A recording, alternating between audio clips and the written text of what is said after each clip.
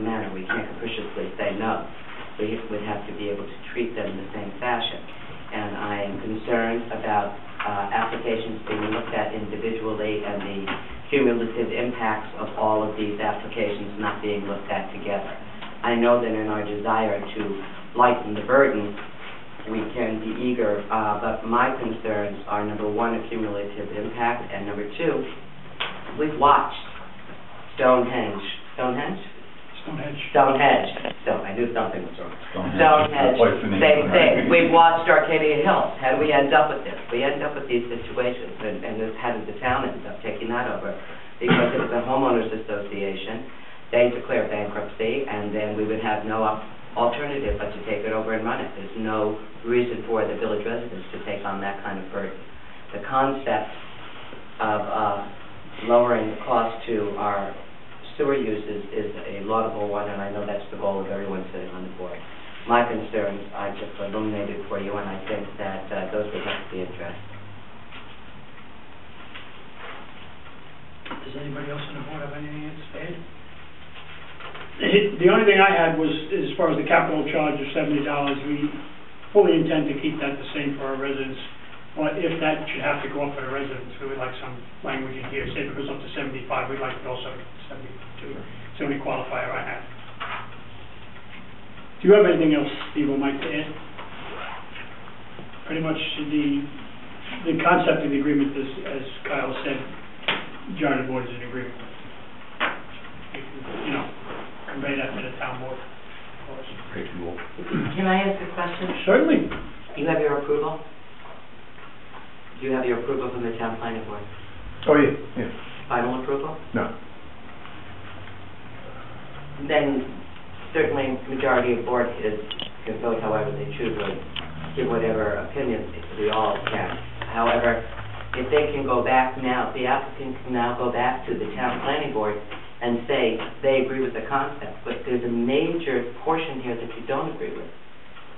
Any one of us, I don't think, which is taking on the infrastructure.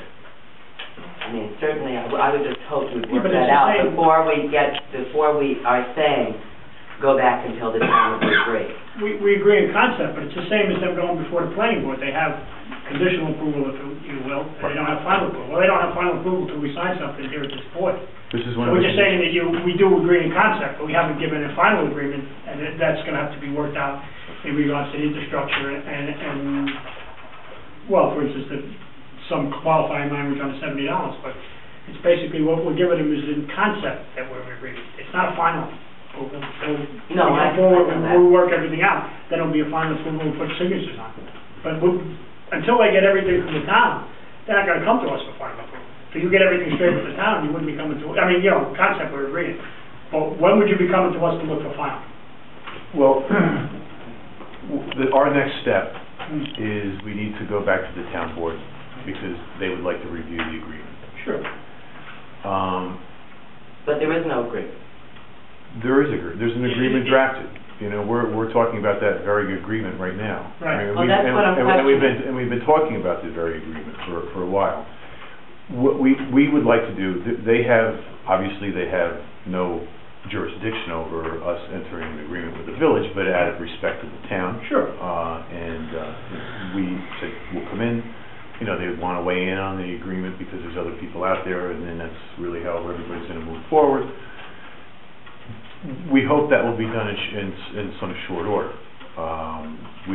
Mike's expressed and Roger has expressed to this board and to the town board that they truly want to start construction in March, and they need to start construction in March for a whole host of reasons, whether they be environmental or whether it be financial.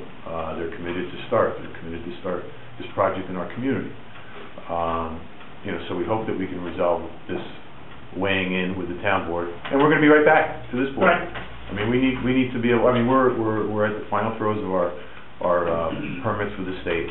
You know, one of the things, really the only thing I think that's hanging out there is sewer. They all know what we want to do. They all agree that we should be coming to the village, but it's just a matter we need to identify ownership.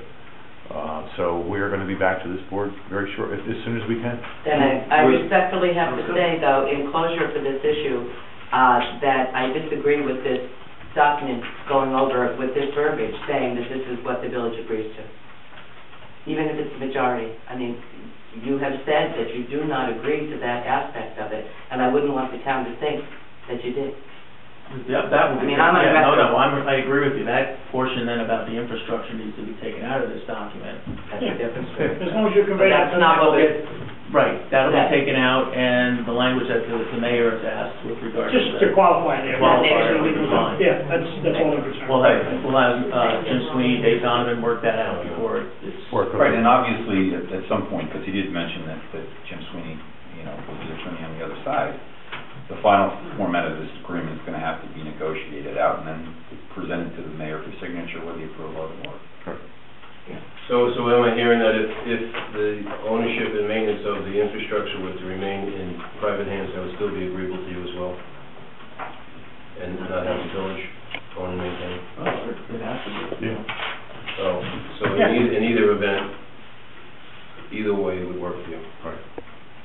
would we have any jurisdiction over, I'm dealing with that, over the materials that are used Mm-hmm. Yeah, they have to be. for piping and for... Right.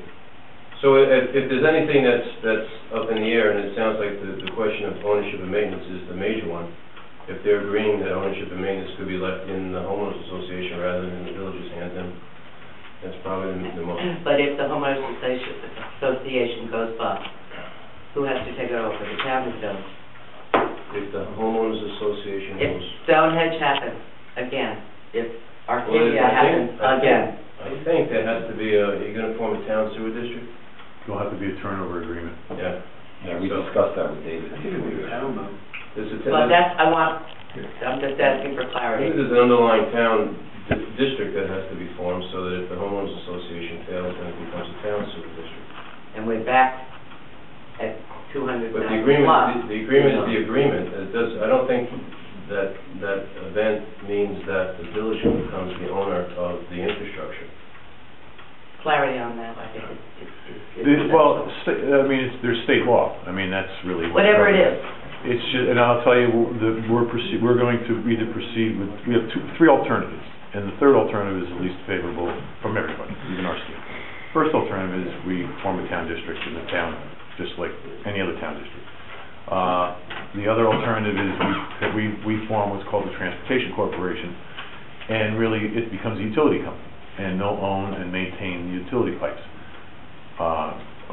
manholes, pipes, what have you. Pump station. There'll be, as part of that, there'll be a turnover agreement that will be offered to the town. Say for everybody gets hit by a bus, and the town needs to step in there, this turnover agreement is there, has never been acted upon. It's like an offer of dedication. It's there, they can act on it anytime, and when and if they have to.